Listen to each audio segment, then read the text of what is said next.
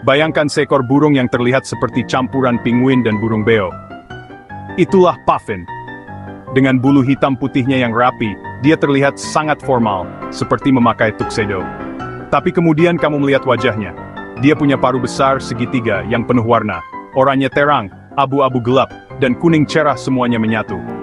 Paruh yang luar biasa ini membuatnya mendapat julukan seperti burung beo laut dan badut laut. Burung-burung ini kecil tapi penuh karakter. Mereka menghabiskan sebagian besar hidup mereka di laut yang luas dan terbuka, mengambang di ombak seperti gabus kecil, merasa nyaman di lautan liar. Puffin yang paling saya kenal adalah puffin Atlantik. Ini adalah spesies yang akan kamu temukan di perairan dingin Samudra Atlantik Utara. Kisah mereka dimulai di laut yang dingin ini. Mereka adalah burung laut sejati, artinya laut adalah rumah mereka yang sebenarnya. Mereka mungkin terlihat sedikit canggung saat berjalan di darat, dengan gaya berjalan yang lucu. Tapi jangan biarkan itu menipumu. Di atas air dan di bawah air, mereka adalah penguasa lingkungannya. Selama sekitar 8 bulan dalam setahun, mereka hidup menyendiri jauh dari pantai manapun, menghadapi badai dan tantangan laut lepas sendirian, sebuah bukti nyata ketahanan mereka. Ketika musim semi tiba, sesuatu yang ajaib terjadi.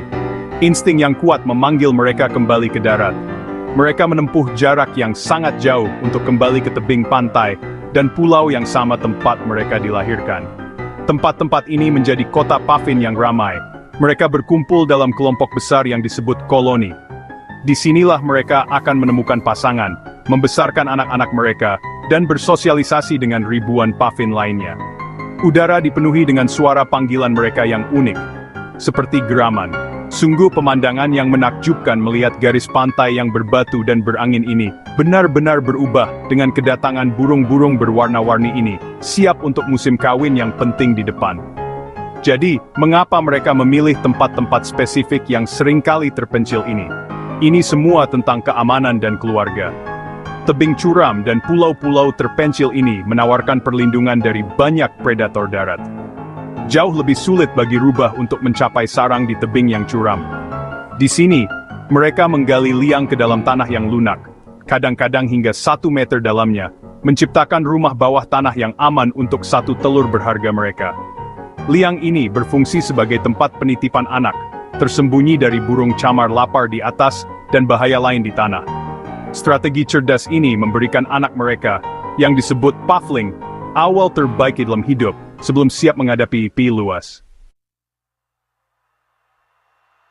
Kehidupan puffin sangat terkait langsung dengan kesehatan laut. Habitat utama mereka bukanlah daratan tempat mereka bersarang, melainkan perairan dingin yang kaya nutrisi yang menyediakan semua yang mereka butuhkan untuk bertahan hidup. Mereka hidup di tempat ikan berada. Ini berarti mereka sering ditemukan di daerah di mana arus laut dingin dan hangat bertemu, menciptakan kondisi sempurna bagi ikan kecil untuk berkembang biak. Ikan-ikan ini, seperti belut pasir, herring, dan capelin, adalah sumber makanan utama puffin. Jadi, lokasi koloni puffin bukanlah kebetulan, itu adalah peta tempat makan terkaya di laut yang dipilih dengan cermat selama beberapa generasi.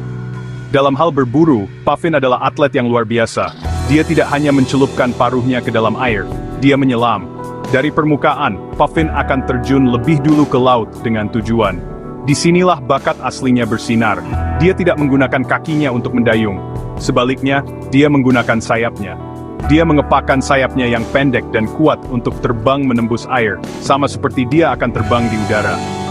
Teknik ini membuatnya sangat lincah dan cepat di bawah air.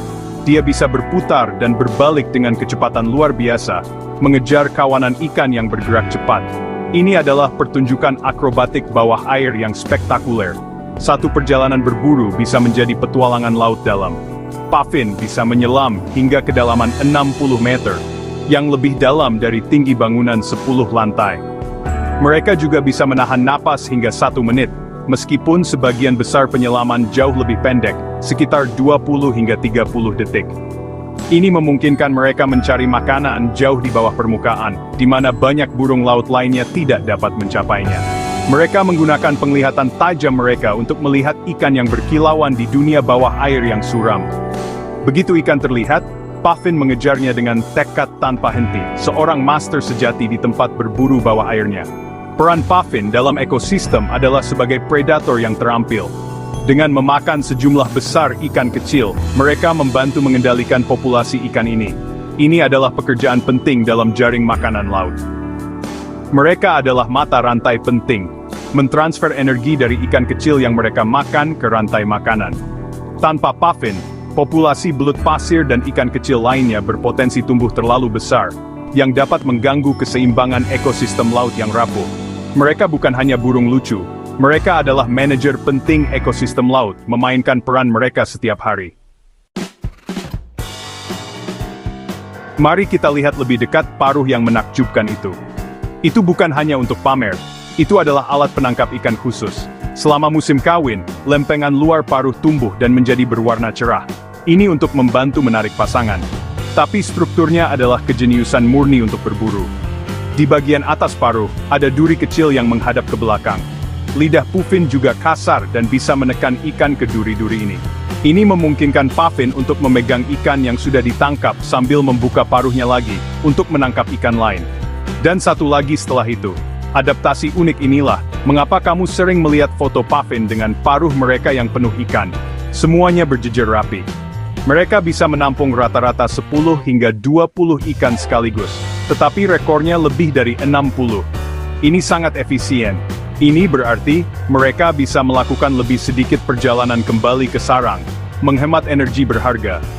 Mereka bisa terbang kembali ke liang mereka dengan membawa banyak makanan untuk puffling mereka yang lapar.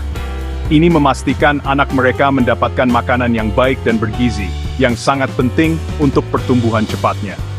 Paruh ini adalah contoh sempurna bagaimana evolusi telah membentuk burung ini untuk bertahan hidup.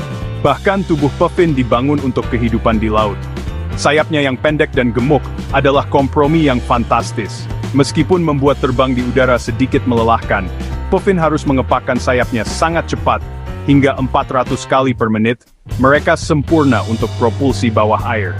Mereka bertindak seperti sirip yang kuat, memberikan puffin kecepatan dan kelincahan untuk mengakali ikan. Tubuh mereka juga padat dan kurang mengapung dibandingkan banyak burung lain, yang membantu mereka menyelam lebih dalam dengan lebih mudah. Kaki berselaput mereka bertindak seperti kemudi, membantu mereka mengarahkan saat mereka mengejar mangsa di dalam air. Tapi hidup tidak selalu mudah bagi puffin. Mereka memiliki predator alami baik di laut maupun di darat. Di dalam air, ikan besar atau anjing laut abu-abu mungkin mencoba menangkap puffin yang tidak curiga dari bawah. Di udara, mereka menghadapi bahaya dari atas. Burung camar besar, seperti camar punggung hitam besar, adalah ancaman utama. Camar-camar ini kuat dan akan menyerang puffin dewasa untuk mencuri ikan mereka. Perilaku yang dikenal sebagai kleptoparasitisme. Mereka juga akan mencoba memangsa telur atau puffling muda yang tidak aman tersembunyi di liang mereka. Ini adalah pertempuran konstan untuk bertahan hidup. Selain predator alami mereka, puffin menghadapi ancaman yang semakin besar yang disebabkan oleh manusia. Salah satu bahaya terbesar adalah perubahan iklim. Saat laut menghangat, ikan air dingin yang diandalkan puffin, seperti belut pasir, bergerak lebih jauh ke utara untuk mencari laut yang lebih dingin. Ini berarti puffin harus terbang jauh lebih jauh untuk mencari makanan bagi anak-anak mereka. Terkadang, ikan menghilang dari tempat makan tradisional mereka sama sekali. Ini dapat menyebabkan kelaparan bagi puffling, dan seluruh musim kawin dapat gagal. Kelangsungan hidup puffin secara langsung terkait dengan suhu air. Polusi adalah ancaman serius lainnya. Tumpahan minyak sangat merusak puffin. Jika bulu puffin tertutup minyak, mereka kehilangan sifat kedap air dan insulasinya. Burung itu akan cepat kedinginan dan bisa tenggelam. Mereka juga bisa menelan minyak beracun saat mencoba membersihkan bulu mereka. Polusi plastik juga merupakan masalah.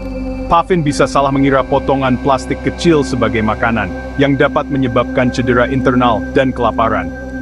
Kesehatan populasi puffin adalah indikator yang jelas tentang kesehatan lautan kita. Jika mereka dalam masalah, itu adalah tanda peringatan bagi semua kehidupan laut. Jadi, apa yang akan terjadi jika jumlah puffin menurun, atau jika mereka menghilang sepenuhnya? Dampaknya pada ekosistem akan signifikan. Sebagai predator penting ikan kecil, ketiadaan mereka akan mengganggu jaring makanan laut. Spesies yang mereka mangsa bisa menjadi terlalu banyak, yang pada gilirannya akan mempengaruhi plankton yang dimakan ikan-ikan itu. Selain itu, puffin juga merupakan sumber makanan bagi predator mereka sendiri. Penurunan puffin berarti lebih sedikit makanan untuk spesies seperti skua besar dan camar punggung hitam besar, yang juga mempengaruhi populasi mereka. Seluruh ekosistem pesisir terhubung, dan menghilangkan satu bagian dapat memiliki efek berantai. Inilah mengapa melindungi puffin sangat penting.